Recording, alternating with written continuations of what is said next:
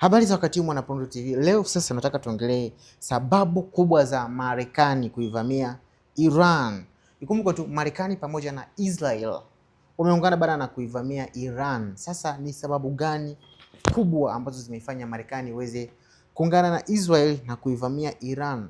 Sababu kubwa kabisa ambayo Marekani imeitoa iliyoifanya iweze kuivamia Iran ilikuwa ni change of regime. Change of regime ni kimaanisha kwamba kubadilisha uongozi wa pale nchini Iran. Ukumbuke bana, mwaka 1979 nchini Iran kulitokea mapinduzi ambapo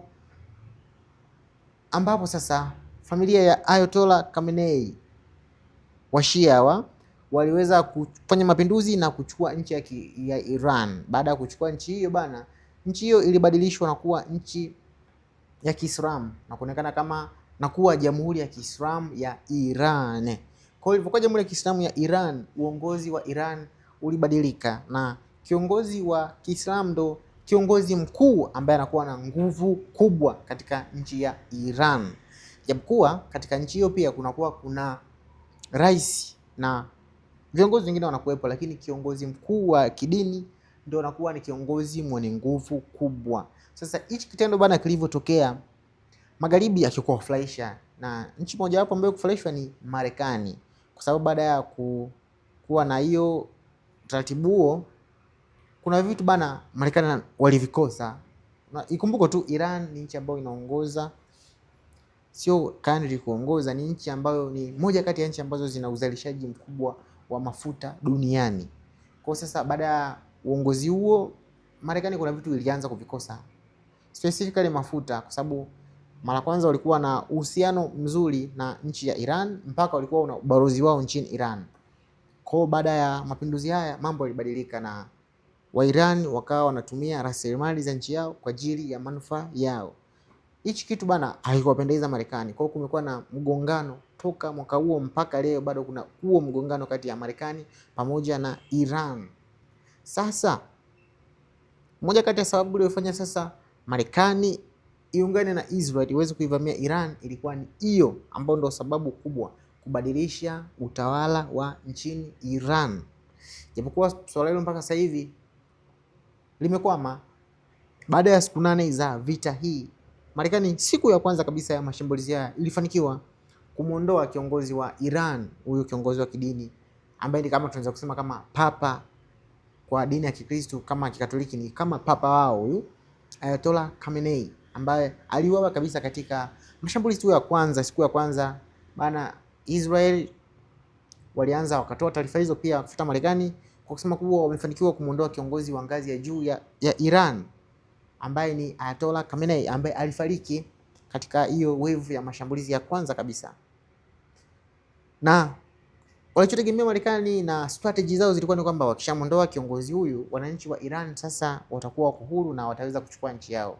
Ikumbuke tu kabla ya mapinduzi haya Iran kulikuwa kuna changamoto ya pesa yao kushuka thamani, na vitu mbalimbali viliweza kupanda bei kwa hali ya juu sana, ambapo rial milioni moja za Iran zilikuwa zinalingana na kwenye mambo ya exchange na dola moja ya Kimarekani. Just imagine, rial milioni moja ni sawa na dola moja ya Kimarekani.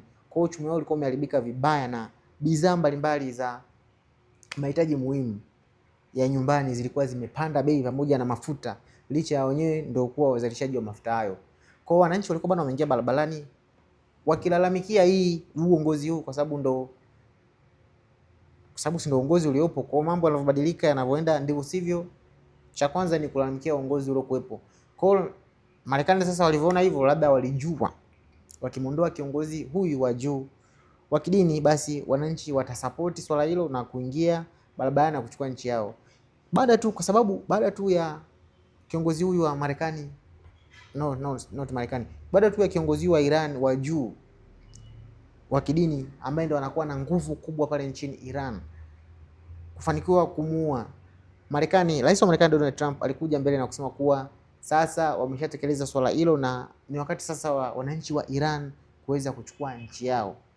Ndio hicho kitu walichokuwa kikizania kwa yale maandamano yalikuwa yanaendelea, basi wananchi wanaweza kuingia na kuchukua nchi yao. Lakini hilo swala lilikuwa tofauti kabisa, kwa sababu wananchi bana wa Iran waliungana na mambo yakapita, wakaendelea na mchakato wa kupambana na vita ambayo inaendelea nchini humo. Kwa moja sababu kubwa ambayo ilisababisha Marekani waweze kuivamia Iran ni hiyo, kubadilisha utawala wa Iran.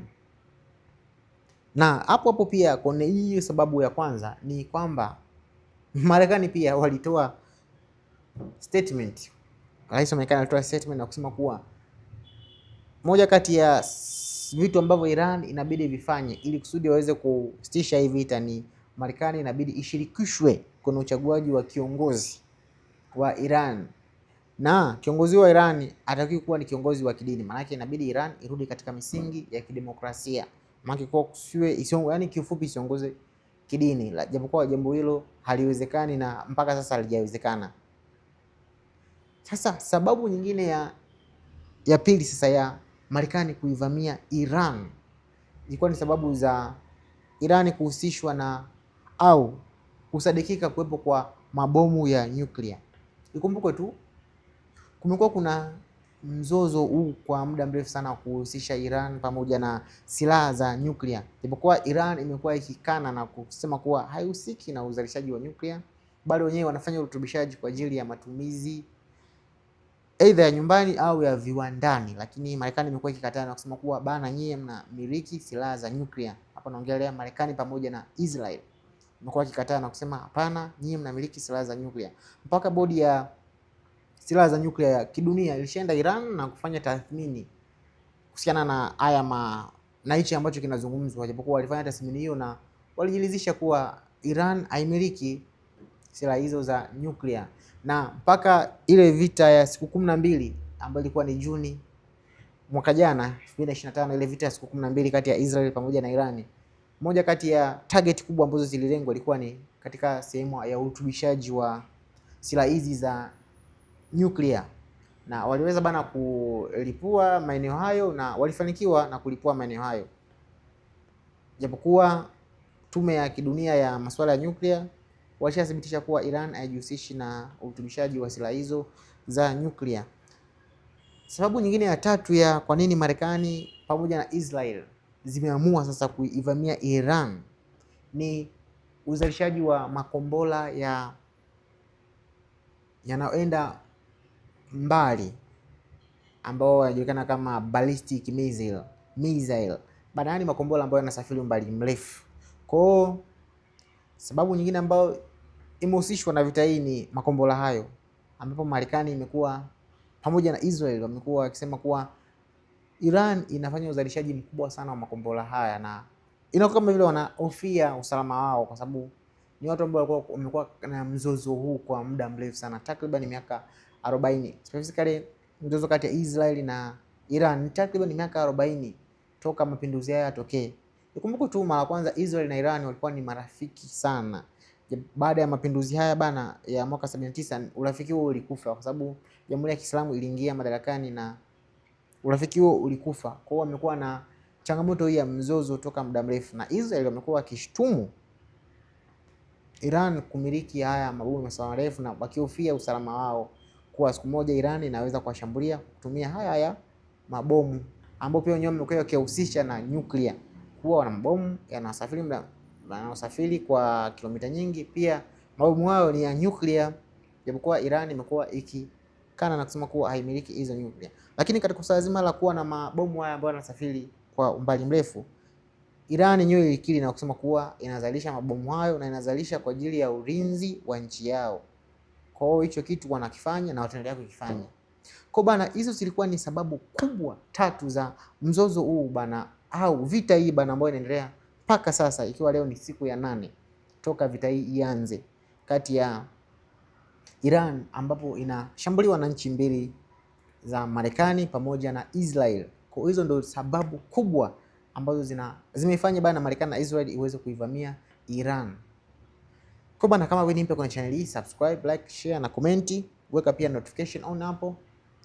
Tukua tunaelezea vita hizi bana za Iran na mambo mazima ya geopolitics. Huu ni wa kwanza kupata taarifa hizi, na karibu bana Pronto TV. Tukutane kwenye video nyingine.